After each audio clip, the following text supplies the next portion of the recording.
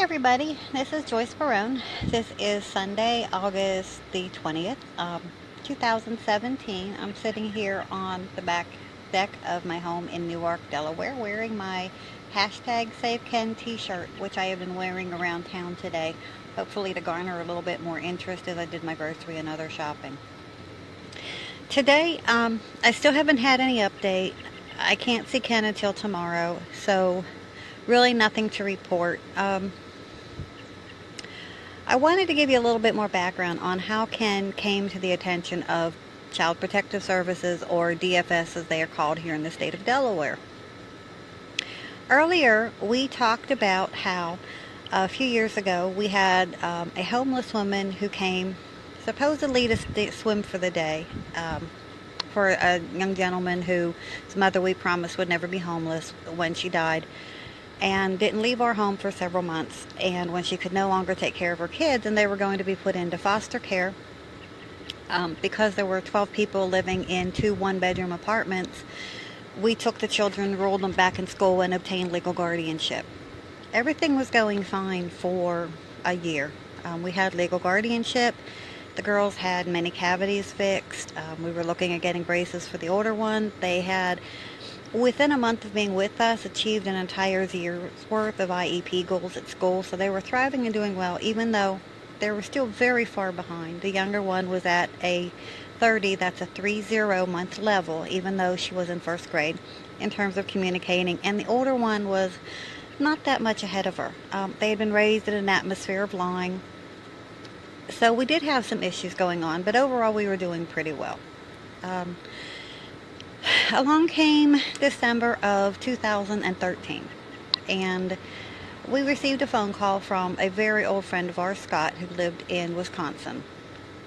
We had known Scott at that point for probably 10 or 12 years. We had met him online playing a game called EverQuest. Scott's first wife was bipolar, had a number of other mental health issues. My first husband was also bipolar with rage disorder, and Ken had a relationship, not his ex-wife Jackie. I'm not talking about her. She's a wonderful woman, and even though it creeps my husband out, she and I get along really well. But Ken was in a relationship for several years with someone who was also bipolar, so we all kind of had that in common. We also all were family dedicated, wanted to stay home, not be out in bars and so forth, and it was nice to have someone to talk to that was kind of in the same boat, that knew what it was like to have a home that was just completely disruptive at any minute. So, I'm going to use his game name, which is Rezzy. Rezzy had a daughter, Lindsay, who at the time we met her was 7 years old. When Lindsay was 10, she was home alone with her mother and her younger brother.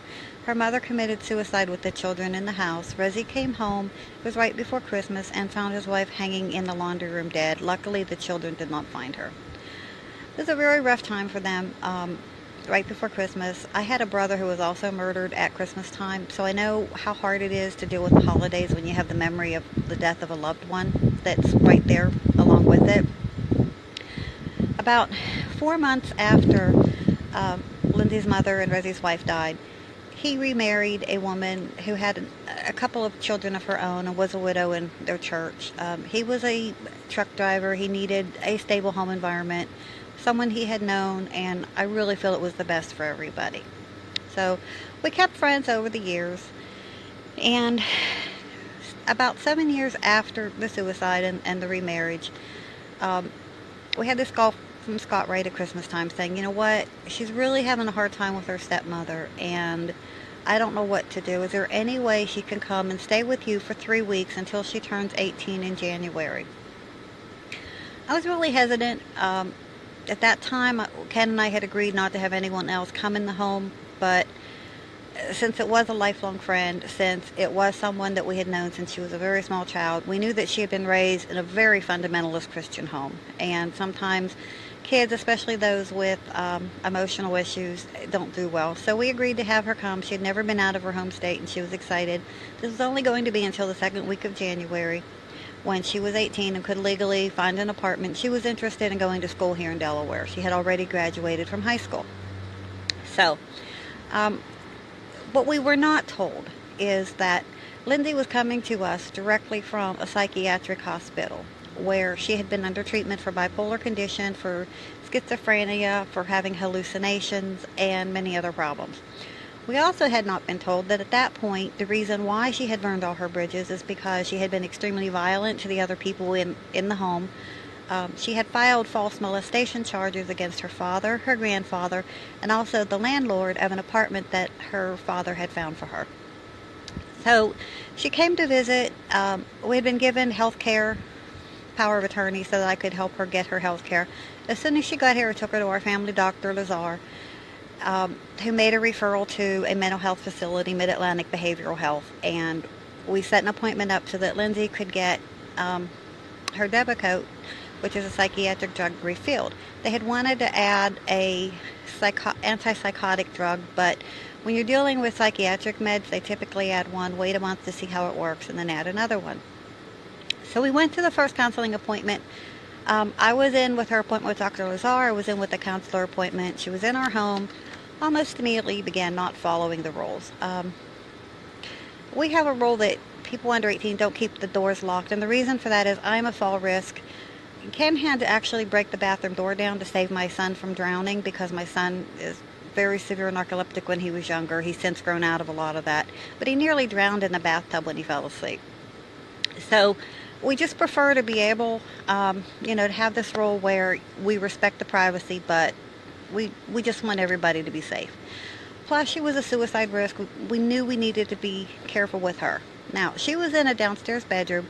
Next door to her was Ken's cousin, Robbie, who was staying with us at the time. And we also in the house at the time had, off and on, my stepdaughter and her 2 children. And we had the girls. So we also had other people who had come and stayed with us off and on. It was the holidays and we had a very full house. We had Lindsay here for a few days when her father called us up and said, guess what? She's doing up to her old tricks. She's going on to OkCupid, which is an online hookup site, pretending she's 18 and trying to set up sexual liaisons with men. He asked us to take away her phone and her Chromebook computer, which we did, and she got them back a couple days later. Right before New Year's Eve, it was actually on December 30th, her father called us back and said, look, she's up to it again. I've been monitoring her internet usage, and she's planning on running off to New Jersey with a 25-year-old man who's in the service. So, per his request, we took away Lindsay's Chromebook and her phone because he was paying for them, and we were responsible for taking care of his child, per his request, in the way that he wanted her to be cared for. That day, she had her appointment with the psychiatrist to get put on antipsychotic meds. She had full access to Robbie's phone. She could have walked out the door at any time to a neighbor's house. I was out running some errands, returning a couple Christmas gifts that didn't fit and so forth. We had a landline in the house, and we did put a lock on the computer because of her behavior of unsafe sexual liaisons with men she didn't know. And, being a young girl thinking she's invulnerable, she just wouldn't listen to any reason about it. So I had called her father, told him, I called the psychiatrist's office, asked them when she came in for her appointment, this is what happened. Please evaluate the need for another inpatient stay because she's really becoming erratic in her behavior. That night, we were also supposed to go pick up the daughter of a friend of ours who we've known, again, for many years. She's now a grown woman with children of her own, but she was living with her mom, taking care of her mom after a couple strokes. Her mom's just very, very worse off than Ken. And she had been feeling funny. She set up her computer to videotape what was going on, and she found out that nightly when she took her medication, her stepfather was coming into the room and raping her. She reported him to police, and her family disowned her. It was Christmas time. She had 2 young boys and had nowhere to go. Her father of her children had given her as much money as he could, but her hotel was running out, and with the holiday, she couldn't get into a homeless shelter. So since she viewed us as a safe haven, we told her, sure, we'll come up, we'll get you and the boys here very soon. So Lindsay was held up at the doctor's office a really long time. Robbie came over and stayed with the 2 girls that we had guardianship of, and Ken and I went up to Pennsylvania. We were probably about 15 minutes on the road when we had a call from detectives that we had to come into the police station on the way back. We said fine. We got back about 3 hours later. We still had the young lady and her two children. Robbie and the girls were at the police station. Now, typically, they recommend only interviewing child abuse victims only once because they don't want repeated, so the kids think they're getting it wrong and come up with other stories.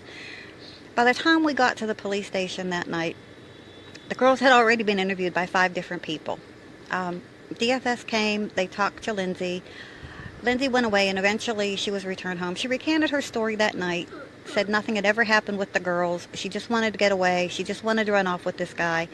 Ken and Rezzy had called the young man and said, look, do you know what's going on? Do you know you're talking to someone who's a minor and that you're about to transport a minor across the state line of New Jersey for the purpose of having sexual relations? Well, the young man knew he dodged a bullet. He said, no, I didn't. They told him that in 2 weeks, when she turns 18, you're more than welcome to court my daughter with respect and have a relationship with her. But for now, please respect my wishes and give us the 2 weeks until she turns 18 and is a legal adult. So the police said nothing happened. A month later began a whole CPS nightmare. That's another very long story, and it's a little bit too long for tonight. So what I'm going to do right now is cut off, just let you think a little bit about this. If any of you have a teenager who you have disciplined and they have threatened to call CPS on you, you could end up where Ken is right now. We're there because we did what a responsible parent should. We found a child who was in danger of going off for a sexual liaison with a man 8 years older that she did not know in a different state, lying to her parents and the guardianship figures in her life, someone who already had a history of malicious false reports and false allegations, which is well documented. I have from her home state the CPS reports that have a history of both the violence from her towards her family and also the false allegations. So that's how we got on the radar of CPS. So it's been a good weekend. My son's been taking good care of me. I know there's a lot in the news this week about how awful millennials are, and I just wanted to say thank you to my son. He had some of his friends over today, and they're all such great kids. They work multiple jobs. They are respectful. One of the young ladies came over here straight from church today. They had a dinner. They cooked for me. I felt bad, and they were like, but we know how to cook, we know how to budget, we know how to run our life, we know how to do laundry, we know how to clean a house. We're adults. So even though they are millennials, they're the kind of young people that really speak for our future right now, and the kind of kid that I'm really glad both my son has grown into and also that he's gotten to know. So have a good day.